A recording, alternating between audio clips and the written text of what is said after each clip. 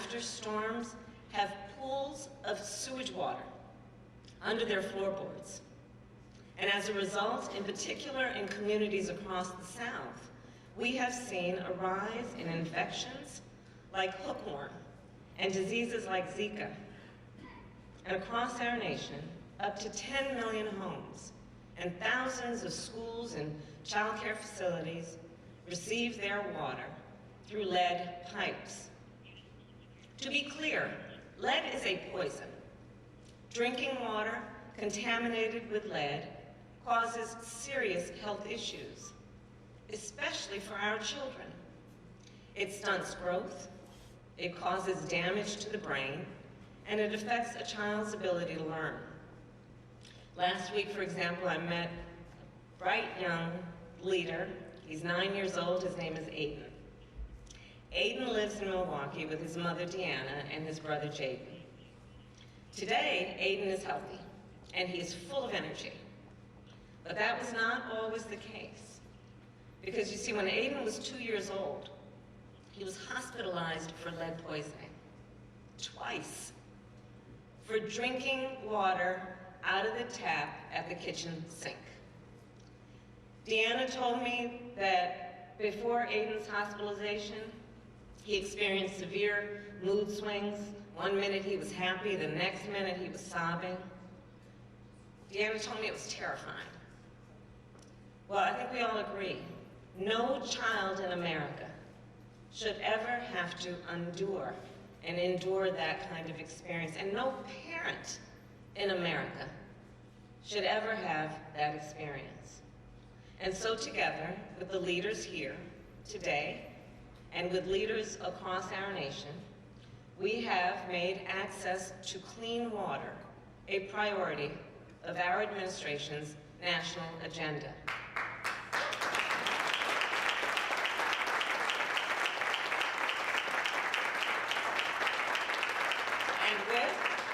And with the largest investment in America's water infrastructure in history, we are going to see this through and get this work done. Specifically, we invested billions of dollars in flood and drought resilience for communities across our nation, in water treatment plants like this one, in removing every lead pipe in America.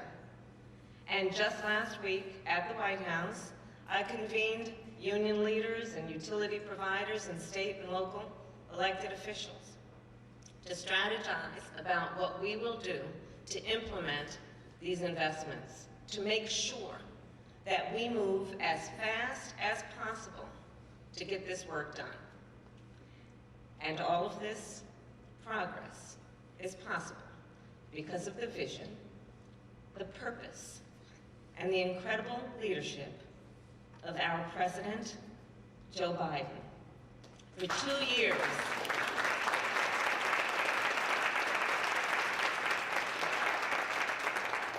for the 2 years that he has been president, and many years before that, Joe Biden has fought to make sure that children like young Aiden have the opportunity to grow up and to be healthy and to live up to their God-given potential. So we have a lot to be thankful for in our president.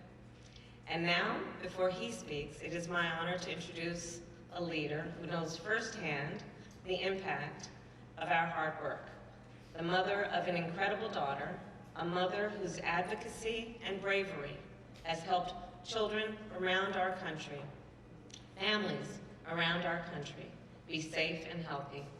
Please welcome Jana Curtis.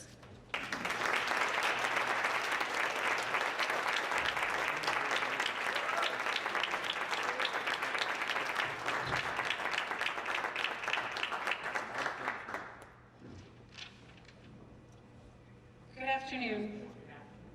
My name is Jana, and I am a proud Philadelphian. I was drawn to the city by its rich history, but 8 years ago, that history poisoned my baby girl.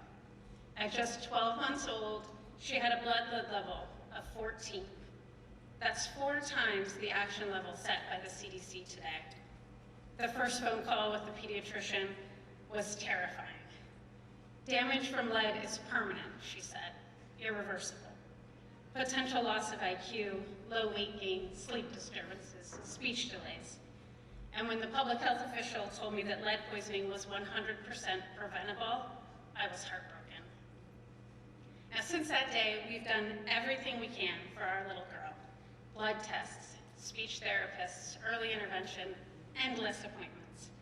And while we will never know what potential was stolen from her, today she is a thriving, beautiful little girl.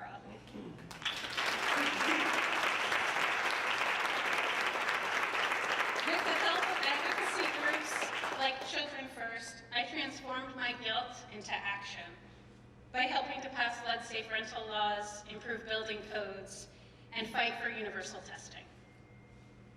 The real solutions prevent lead poisoning before it happens. The real solutions take leadership. For decades, we have told parents, and let's face it, mostly moms, that to prevent lead poisoning, they should pick up a mop or put a water filter in their home.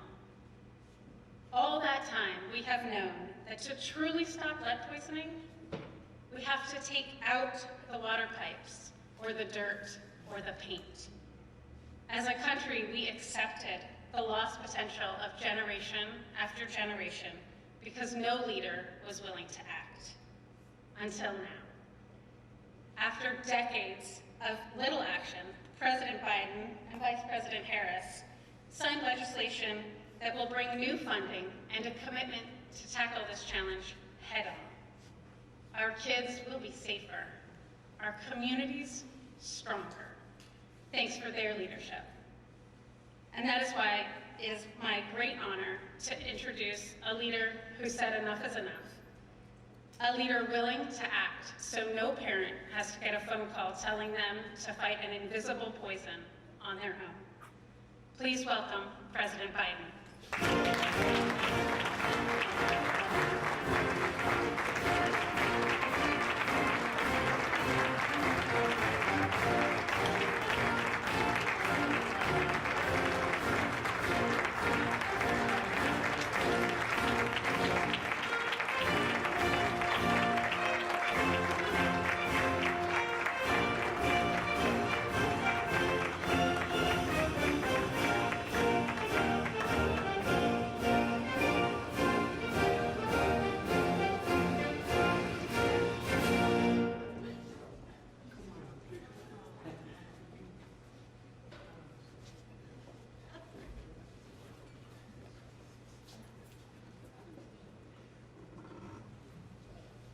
I want you all to know, I want you to know, baby, you did so much for so many kids. Think about it. What you went through, you're changing the life of thousands and thousands, millions of kids in America. So we owe you a big round of applause.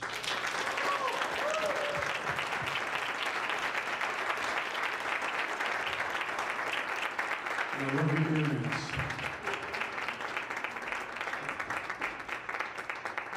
Well, folks, hello, Philadelphia. I'm Joe Biden's husband. She's a Philly girl. So the first thing I'm going to say is, go Eagles, fly, Eagles, fly. Now, the good news, I happen to mean it, but even if I didn't, I'd say, you know why? Otherwise, I'd be sleeping alone. She is, everybody sit down. As the mayor knows, she is one self-assured Philly fan. No matter what. My wife hates violence, she says. I told Bobby Casey this. We went to a Flyers game a couple years ago. And the Secret Service is in a box and next to us, anyway. And there's a fight breaks out. And my wife, who hates violence, goes, "Get up, here, jump up." The Secret Service looking, where the heck did that come from? But anyway, thank you, Kamala. Thank you very much. You guys don't have to stand up here. Come on, why don't you go?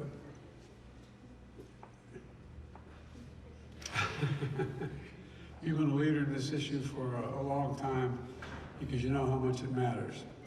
And Mayor Jim Kenney, thanks for the passport back in the city, man.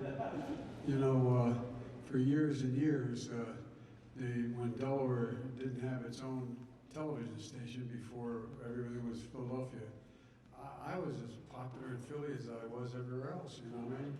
They had to cover us, you know?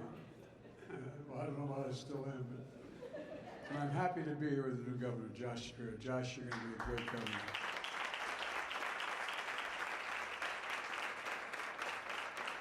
And I'm mildly partial to Bobby Casey. He's from Scranton, not Scranton, Scranton. And we lived not very far from one another when I was up there as a kid. And I still go home. And I want to thank you we're going to make sure, Bobby, that rail line goes back like it was in 1970 from Scranton to New York. We're going to make sure that happens. And John Fetterman, you've been a great partner, pal, and you've only been there exactly 1 month, but you've been a fighter not only for Pittsburgh, but for the whole country. And Dwight Evans, you've been a good friend and a great supporter representing the community. And look, the relentless work of other members of Congress helping make so much progress. I want to thank our EP Administrator, Michael Regan. He is doing a great job. He was down doing a great job in North Carolina. We went just and stole him, just flat stole him. But you're doing a great job, Michael. Thank you very much. And thanks to the folks who run this plant and fix our water system here in Philly. AFSCME, plumbers and pipe fitters, laborers, all helping to deliver clean water. And by the way, all this money we're spending is going to hire union workers. Union workers. But before I begin, I want to say a word about the jobs report we talked about this morning. Next week, we're reporting on the State of the Union. I'll be doing that from the Capitol. And, but I reported today on the state of the economy. This morning's report showed that we added, the economy's strong. We added more jobs, over 500,000 jobs this last month. And the recalibration of last month was another 500,000. We've created 12 million jobs. 12 million jobs since we took office. That's the strongest two-year growth in the history and by a long shot. And I want to thank the members of Congress here who were the ones who supported that. My initiatives that made this possible. Look, my dad used to have an expression. He said, Joey, a job's about a lot more than a paycheck. It's about your dignity. It's about respect. It's to be able to look your kid in the eye and say, honey, it's going to be okay. There's now 12 million more Americans who can look at their kid and say, it's going to be okay. And what it's done mostly is provide dignity for those families. Dignity to be able to do that. Because there's nothing worse than not being able to provide for your family as a mother or a father. And it gives people a sense of self-worth. We're here today to talk about the progress we're making in rebuilding America's infrastructure. With the help of this delegation, I signed the bipartisan infrastructure law, a once-in-a-generation investment, putting America to work to rebuild our nation's roads, highways, bridges, railroads, ports, airports, high-speed internet, our water systems, and so much more.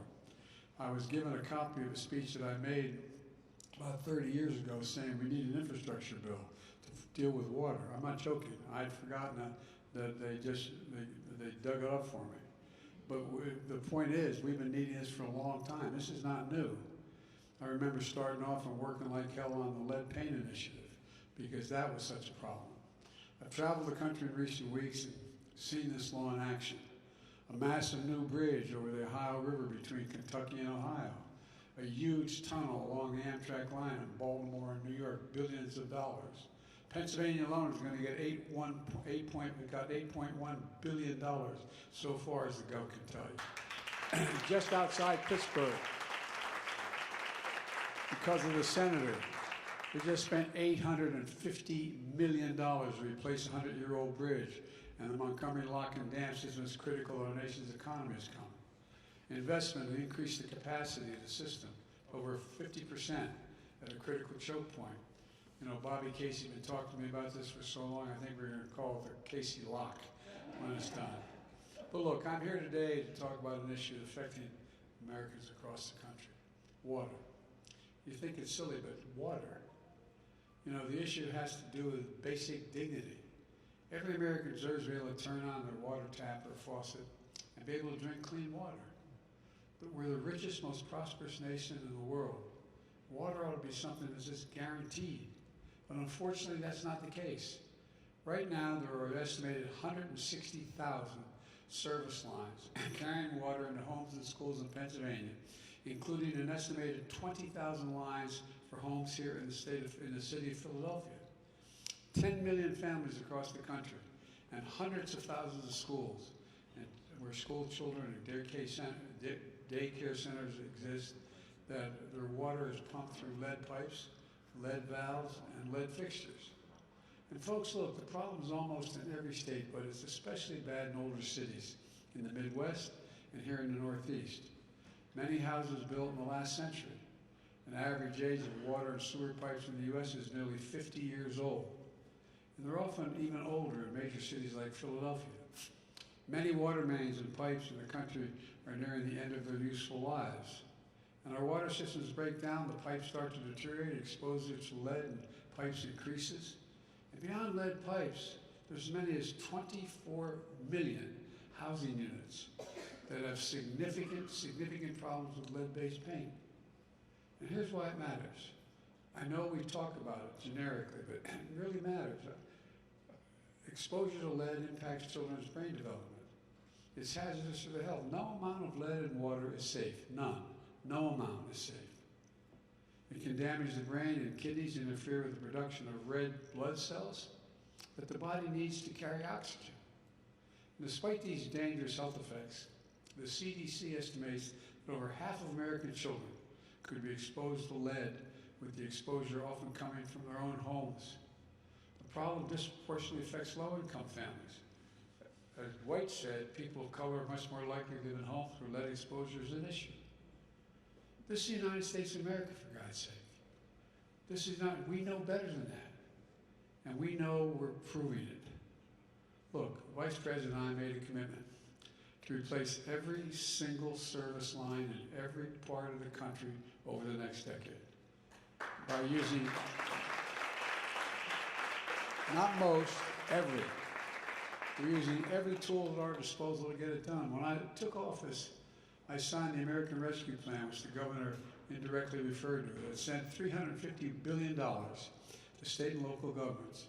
And we said they could use it for things like replacing lead lines and lead fixtures in their communities. I'm proud the city of Pittsburgh used, I'm not misspeaking here, used $17.5 million as part of their plan to replace lead service lines in the city by 2026. But they got to do that through this state and we've got to do it throughout the country.